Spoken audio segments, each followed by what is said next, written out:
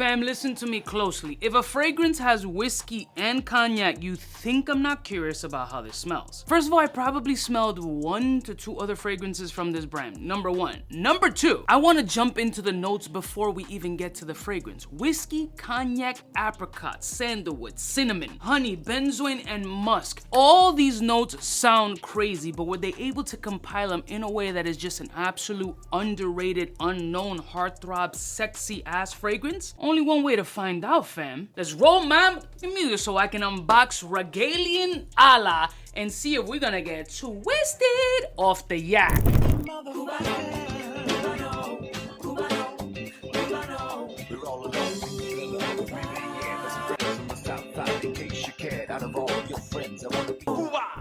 Listen, one of my beautiful peoples, you know who it is. It's your boy 𝗙𝗏𝗏𝗏𝗏𝗏𝗏. Shout out to Max Ramon for sponsoring today's video and sending me this as requested.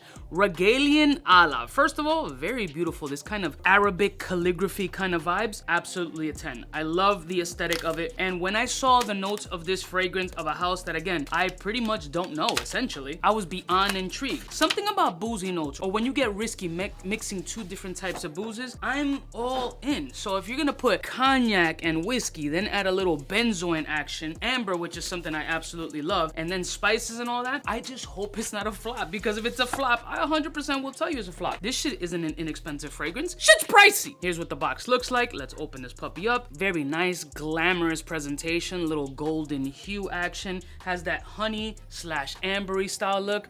Beautiful heavy bottle, old school Art Deco-ish kind of vibe with the little crest in the back. I'm into it. Very nice. Garbage. Now, I know I gave you a breakdown in the beginning, but let me give you the entire note breakdown. According to Fragrantica, the notes are as follows. It opens up with cognac, cinnamon, whiskey, apricot, coriander, followed by honey, Turkish rose, geranium, rosemary, and then at the base we got labdanum, vanilla, tonka, amber, benzoin, and natural musk. I don't know what this is supposed to smell like, and some of these indie niche brands might come off inspired like. Don't know that either. I'm just gonna give you my thoughts and interpretations. Hopefully, the fragrance doesn't suck balls, and if it does, well, we learned a lesson and you didn't have to pay for it, and neither did I. But I'll give you my thoughts on this piece and let you know if I think it's sexy, if it's whack, if it's fire. Ooh, it's magnetic. I like that. Ooh, I sprayed a little bit too much. It's dripping like a motherfucker, like a jerry curl. Let's smell. Ooh, a little bit funky, heavy on the oud. Ooh, all the boozes are coming up, but it's very oud and honey, sticky honey, raw organic honey. Opening up that little bee shit and just sniffing it, that was a mistake. That's what you're getting out of this scent. Oh, that was rough. Hold on. Okay. Sensational. All right, so you're getting honey right from jump. It's a little bit funky. There's a little bit of a oudy nature here. Maybe it's from the benzoin-ish, but it's like wood, danky, honey, and now all the alcohol is starting to come up with a punch of cinnamon. It has a little bit of a Naxos-ish vibe with more booze. Like Naxos mixed with Mugler's Pure Malt. That's kind of what it smells like. Pure Malt meets Naxos. Let me see if I got a little empty skin here, because I got a few fragrances to test out today. One good spray. Pretty good distribution on that atomizer. All right, punchy. Get out of the way. Move. Let me give this a couple of seconds so it settles down on my skin. One moment, please. A little longer than a few minutes later.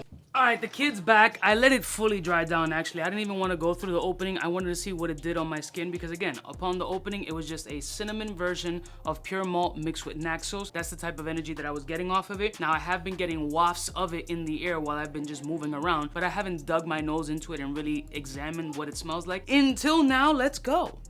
Hey, that Naxos and Pure Malt comparison, let's move it to the side real quick. Bobby, hey. The booze combination here, money, but it also feels like it's an orange wedge, like it just, you squeeze the citrus out of the orange wedge and just let it float on top of the cocktail. The honey reduced a decent amount, so much so that it becomes almost a powdery honey with a little bit of this alcoholic blend, which you can't pinpoint specifically the cognac or the whiskey. You can definitely pick up a booze combination of some sort, like a fucking deconstructed Long Island iced tea. So you definitely get this resinous, ambery, benzoin-ish DNA. There's a mild powderiness with a little bit of a white floral kiss. Nothing feminine or whatever, it just screams masculinity and kind of Middle Eastern spice. But the boozy combination mixed with the amber, mixed with that honey that just reduced down to something so perfectly balanced is beautiful off of my skin. There is a gorgeous elegance. This fragrance definitely screams more cold weather. Like in the fall and winter, I can almost imagine the bloom, bro, in and the chilliness in that 50, 60 degree. Nasty work. Yeah, baby. Yeah.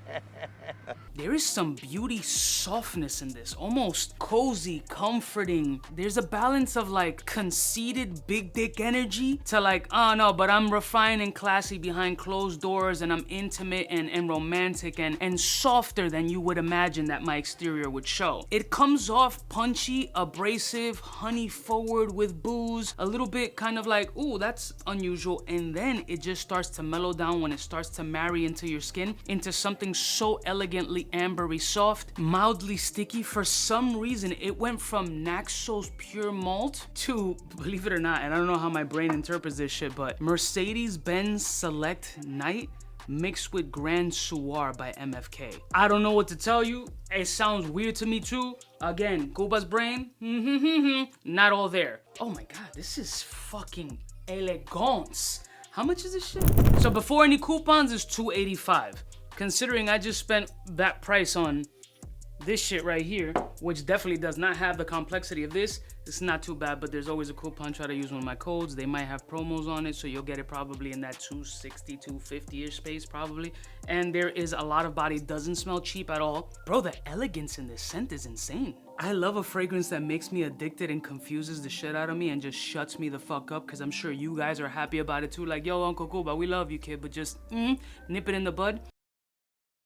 Daddy, chill. Regalien 𝗙𝗂, absolutely a ball sprayer. Now I'm curious to smell more of the motherfuck, bro. This is addicting, fam. This is so elegant.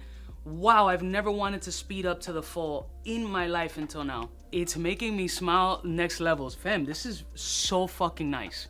Regalien 𝗙𝗂, excellent, excellent. Look at that. Re-smelling it, I get goosebumps. I love y'all mother suckers from the heart. I'll put a link in the description. Absolutely a ball sprayer. Wow.